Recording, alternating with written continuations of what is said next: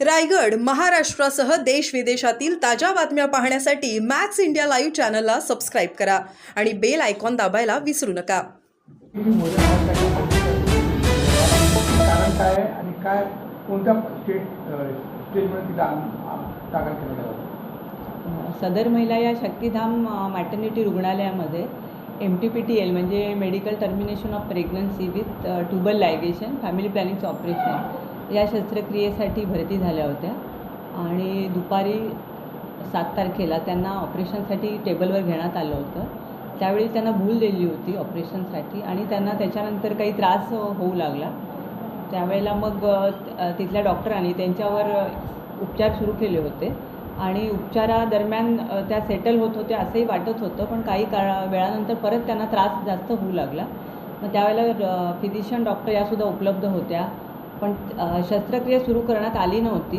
पण त्यांचा त्रास वाढल्यानंतर मग त्यांना प्रायव्हेट हॉस्पिटलला शिफ्ट करायचं असं ठरवलं होतं आणि त्यांना तिथे घेऊन गेले होते. पण त्या दरम्यान त्यांचा मृत्यू झाला. तिचे जे पती आहे त्यांचं असं म्हणणं आहे की तिथे काय पथरी आणि किडनीचं काहीतरी ऑपरेशन होतं, असं काही आहे का? म्हणजे असे सांगून त्यांना बोलवण्यात आलं होतं असं त्यांचा आरोप आहे. नाही, आमच्या आशा वर्कर ह्या सर्वे केला जातो, तर त्यांच्या वेळेला असं आढळून आलं होतं की त्यांनी स्वतः सांगितलं होतं की त्यांना 3 मुलं आहेत आणि त्यांची 5वी वेळ आहे ही आणि हे मूल त्यांना नको आहे.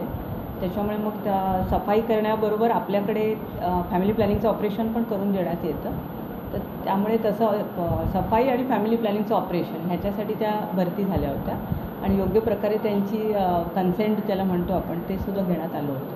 ICU नव्हता त्यात, तो पण एक कारण असल्याचं बोललं जातं आहे. त्यामध्ये किती आपल्या मॅटर्निटी हॉस्पिटलला आता तरी सध्या ICU सेवा नाही आहे आपल्याकडे उपलब्ध. त्या महिलेला ICUची गरज होती का?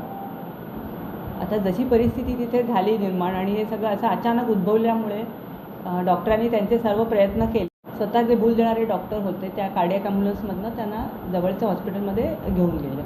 मॅडम, आपल्या महानगरपालिकेमध्ये जे रुग्णालय आहे त्या रुग्णालयामध्ये ज्या महिला डिलिव्हरीसाठी किंवा इतर ऑपरेशनसाठी येतात त्यावेळी कुठल्या कुठल्या रुग्णालयामध्ये ICU रूम आहेत किंवा कशा पद्धतीचं त्यांना ऑपरेट केलं जातं?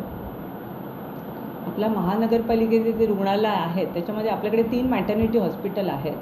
तर तिथे आत्ता आपल्याकडे ICU नाही, पण शास्त्रीनगर रुग्णालय इथे NICU आहे. म्हणजे लहान बाळांचं जे असतं जन्म झाल्यावर लगेच त्यांना 1 महिन्यापर्यंत जे लागतं ते NICU आणि मुलांसाठी PICU आपल्याकडे शास्त्रीनगरला उपलब्ध आहे.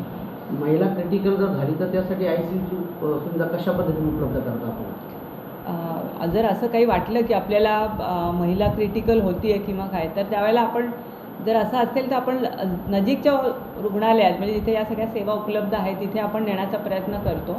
नाहीतर मग आपण आपले रेफरल सेंटरहून आपण सायम हॉस्पिटल इथे आपलं रेफर केल्या जातात महिला.